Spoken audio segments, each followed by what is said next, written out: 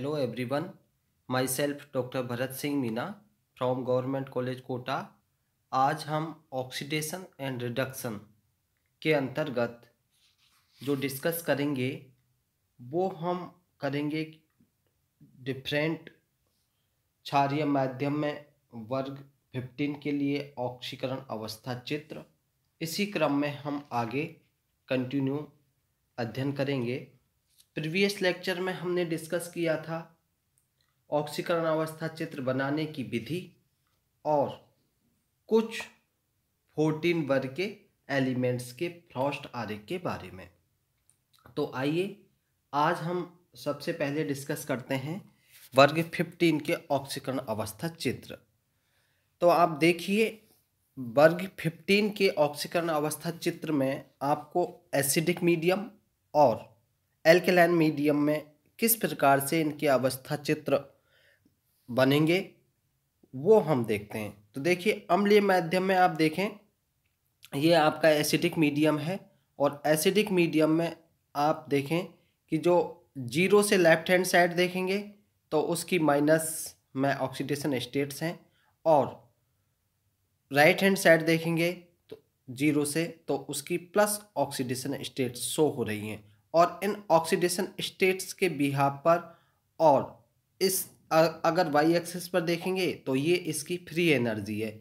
इन दोनों के साथ हम एक्स और वाई एक्सिस पर एक्स एक्सिस पर उसकी ऑक्सीडेशन स्टेट्स हैं और इन ऑक्सीडेशन स्टेट्स के साथ जो ग्रुप 15 के एलिमेंट्स हैं nitrogen, phosphorus, arsenic, antimony, bismuth और इनके जो यौगिक्स हैं वो किस प्रकार से अपनी ऑक्सीडेशन स्टेट्स के साथ अपनी स्टेबिलिटी को शो करते हैं वो ये एल्कलाइन मीडियम में इस डायग्राम के माध्यम से शो हो रहा है। इसी प्रकार से अगर एसिडिक मीडियम में ग्रुप 15 के लिए ऑक्सीडेशन स्टेट डायग्राम में शो हो रहा है। इसी प्रकार से अगर आप एल्कलाइन मीडियम में देखेंगे ग्रुप 15 के लिए ऑक्सीकरण अवस्था चित्र तो जो एक्स एक्सिस है वही सेम रहेगी, उस पर ऑक्सीकरण अवस्थाएं होंगी और वाई एक्सिस पर आपकी फ्री एनर्जी होगी और जीरो से लेफ्ट हैंड साइड में वही सेम रहेगा, नेगेटिव ऑक्सीडेशन स्टेट्स आपको दिखाई दे रही हैं और जीरो से राइट हैंड साइड में देखेंगे तो प्लस ऑक्सीडेशन स्टेट्स दिखाई दे रही हैं। और इसी के साथ जो एलिमेंट्स हैं ग्रुप 15 के nitrogen, phosphorus, arsenic, antimony and bismuth, उनके कौन से ऑक्सीडेशन स्टेट्स पर जो उसका यौगिक बन रहा है वो स्थायी है, वो इस डायग्राम के माध्यम में आपको दिखाई दे रहा है और इन डायग्राम के माध्यम से हम कुछ कंक्लूजन्स निकाल सकते हैं। वो कंक्लूजन्स ये हैं, आप देखिए फर्स्ट कंक्लूजन तो ये निकलता है कि अगर शून्य ऑक्सीकरण अवस्था में जो आपकी ये जीरो, ये वाली ऑक्सीकरण अवस्था है जीरो, तो यहाँ पर क्या होगा कि जो नाइट्रोजन अणु के रूप में ये अत्यंत स्थायी है। नाइट्रोजन किसके रूप में अत्यंत स्थायी है? N2 अणु के रूप में।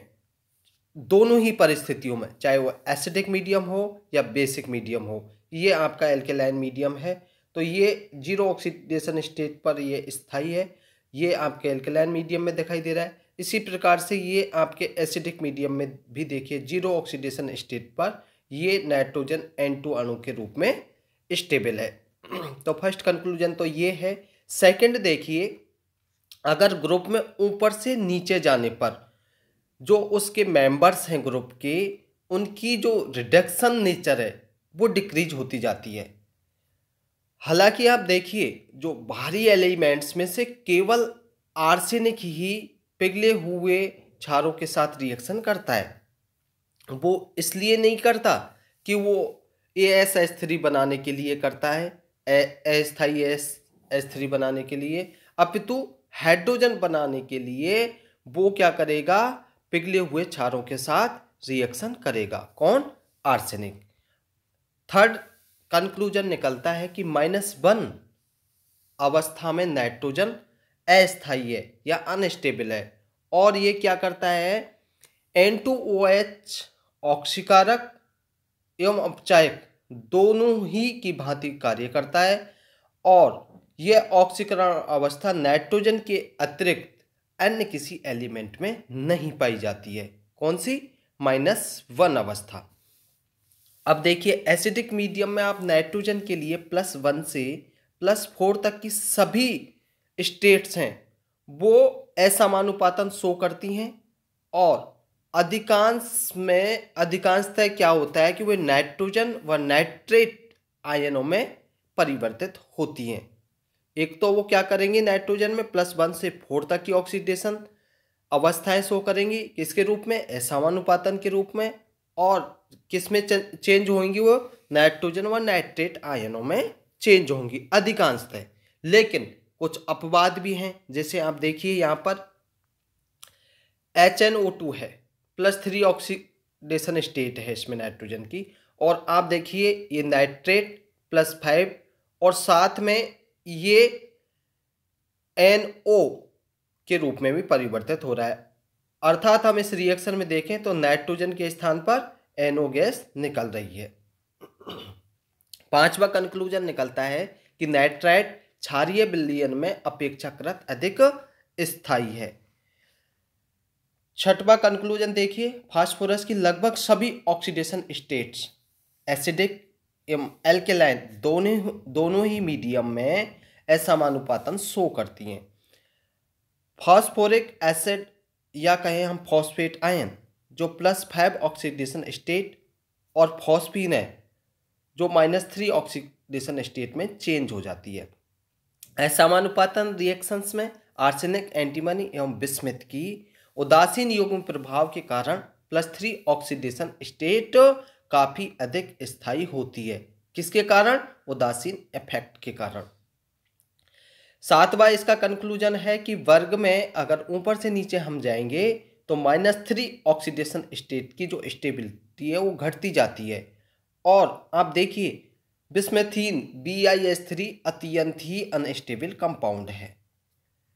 नेक्स्ट इसका कंक्लूजन है ग्रुप 15 का कि high oxidation states acidic alkaline medium में बहुत दुर्बल ऑक्सीकारकों की भांति व्यवहार करती हैं। नेक्स्ट इसका कंक्लूजन निकलता है कि नाइट्रोजन एक्सेप्शन को अगर हम छोड़ दें तो अन्य एलिमेंट के लिए +3 ऑक्सीडेशन स्टेट की तुलना में +5 ऑक्सीडेशन स्टेट का जो स्टेबिलिटी है वो वर्ग में नीचे बढ़ने पर घटता जाता है। अर्थात हम उसको इस प्रकार से कहें कि उनकी जो ऑक्सीडाइजिंग पावर है वो बढ़ती जाती है। आप देखिए इस प्रकार से नाइट्रोजन, फिर बिस्मथ, फिर एंटीमनी, और फिर आर्सेनिक, और लास्ट में फास्फोरस। +3 ऑक्सीकरण अवस्था की जो अपचायक शक्ति है ठीक इसके विपरीत होती है, और सबसे अच्छा अपचायक हम मानते हैं फास्फोरस को। कौन सी ऑक्सीडेशन स्टेट में? +3 ऑक्सीडेशन स्टेट में। अब आप देखें फास्फोरस की जो +5 ऑक्सीडेशन स्टेट इतनी अधिक स्थायी है कि प्रत्येक अवस्था ऑक्सीकृत होके +5 में आने की प्रवृत्ति रखती है। +5 ऑक्सीडेशन स्टेट के अतिरिक्त फास्फोरस प्रत्येक अवस्था में एक अपचायक की भांति भी व्यवहार करता है। आप देखिए यहाँ पर इस प्रकार से अम्लीय माध्यम में अब आप देखेंगे जो रिडॉक्स विभव के डिफरेंट आंकड़े हैं। अब हम ग्रुप 16 के लिए ऑक्सीडेशन स्टेट देखते हैं। एसिडिक मीडियम में ग्रुप 16 के लिए ऑक्सीडेशन स्टेट डायग्राम है। ये यहाँ पर 0 है, और लेफ्ट हैंड साइड पर उसकी नेगेटिव ऑक्सीडेशन स्टेट्स हैं, और राइट हैंड साइड पर वही सेम प्लस ऑक्सीडेशन स्टेट्स हैं, और ये वाई एक्सिस पर आपकी फ्री एनर्जी है। और यहाँ पर देखें कि ऑक्सीजन, सल्फर, सेलेनियम और टेलुरियम की इस प्रकार से ये 0 ऑक्सीडेशन स्टेट पर स्टेबिलिटी दिखा रहे हैं। तो इसी प्रकार से आप एल्केलाइन मीडियम में भी ग्रुप 16 के लिए ऑक्सीडेशन स्टेट्स डायग्राम देख सकते हैं, और इनके साथ ही हम इनके कुछ कंक्लूजन्स निकाल सकते हैं। कौन कौन से चित्रों, ये जो अभी डायग्राम देखे थे आपने एसिडिक मीडियम में, एल्केलाइन मीडियम में, उसके आधार पर ग्रुप 16 के एलिमेंट्स के लिए हम कुछ निष्कर्ष निकाल सकते हैं। और उन निष्कर्ष में क्या है कि जो सभी तत्वों में स्थायी ऑक्सीकरण अवस्था -2 ही है। आप देखें -2 में देखें कि ये एल्केलाइन मीडियम में सभी तत्वों के लिए ये स्थायी ऑक्सीकरण अवस्था है। इस ऑक्सीकरण अवस्था का स्थायित्व किस प्रकार से विद्युत ऋणात्मकता के घटने के साथ साथ घटता जाता है, ये देखिए H2O, फिर H2S, फिर H2SE और H2TE। आप देखें H2TE ऊष्मा के प्रति स्थायी है और एक प्रबल रिड्यूसिंग एजेंट है, जबकि वाटर के प्रति स्थायी है और एक दुर्बल अपचायक है। अब आप सेकंड कंक्लूजन क्या निकलता है कि +6 ऑक्सीकरण अवस्था ही ऑक्सीडाइजिंग पावर, अर्थात हम कहें इलेक्ट्रॉन को ग्रहण करने की शक्ति, या कहें समूह में ऊपर से नीचे जाने पर बढ़ती जाती है। इसका क्रम आप देखें तो हम कुल मिलाकर ये कह सकते हैं कि उच्च ऑक्सीकरण अवस्थाएं में ग्रुप 16 के सदस्यों की घटती ऑक्सीकारक क्षमता इस प्रकार से है। देखिए सबसे पे ऑक्सीजन, फिर PO, फिर Fe, फिर Te और एंड में सल्फर। अब आप देखें उच्च ऑक्सीकरण अवस्थाओं के अपेक्षानुसार अम्लीय माध्यम की तुलना में क्षारीय माध्यम में दुर्बल ऑक्सीकारक है। थर्ड इसका कंक्लूजन निकलता है ग्रुप 16 के लिए कि ऑक्सीजन एक प्रबल ऑक्सीकारक है और विशेष रूप से एसिडिक मीडियम में। हाइड्रोजन परऑक्साइड एक प्रकार की मध्यवर्ती ऑक्सीकरण अवस्था है जो असमानुपातन के प्रति अस्थायी है। असमानुपातन हम उस अभिक्रिया को कहते हैं जिसमें एक ही यौगिक ऑक्सीकृत भी हो रहा हो और अपचयित भी। अब आप देखें हाइड्रोजन परऑक्साइड ऑक्सीकृत होकर ऑक्सीजन बना लेती है और अपचयित होकर जल में परिवर्तित हो जाती है, अर्थात हम ये कहें कि यह एक अपचायक और ऑक्सीकारक दोनों की ही भांति व्यवहार करती है। नेक्स्ट है सल्फर की ऑक्सीडेशन स्टेट बहुत दुर्बल ऑक्सीकारक क्षमता वाली होती है। क्षारीय माध्यम में तो वो अत्यंत ही दुर्बल ऑक्सीकारक होती है। इसकी +4 ऑक्सीकरण अवस्था मध्यवर्ती ऑक्सीकरण अवस्था है और अम्लीय माध्यम में यह ऑक्सीकारक और अपचायक दोनों की ही भांति व्यवहार करती है। किसकी? सल्फर की +4 ऑक्सीकरण अवस्था। लेकिन अपचायक की तुलना में इसका जो ऑक्सीकारक व्यवहार है वो अधिक प्रबल है और यही कारण है कि thiosulphate ion H2O3 acidic medium में आयोडीन जैसे दुर्बल ऑक्सीकारक के साथ भी ऑक्सीकृत होकर क्या बनाता है? टेट्राथायोनेट S4O6 आयनों में ऑक्सीकृत हो जाते हैं, लेकिन सल्फर डाइऑक्साइड अथवा कहें सल्फेट आयनों में इसका ऑक्सीकरण प्रबल अपचायकों के साथ ही पॉसिबल है। अब आप देखें सेलेनियम अम्लीय माध्यम में सबसे प्रबल ऑक्सीकारक है। Fe4+ और Te4+ एल्केलाइन मीडियम में भी प्रबल ऑक्सीकारकों की भांति व्यवहार शो करते हैं।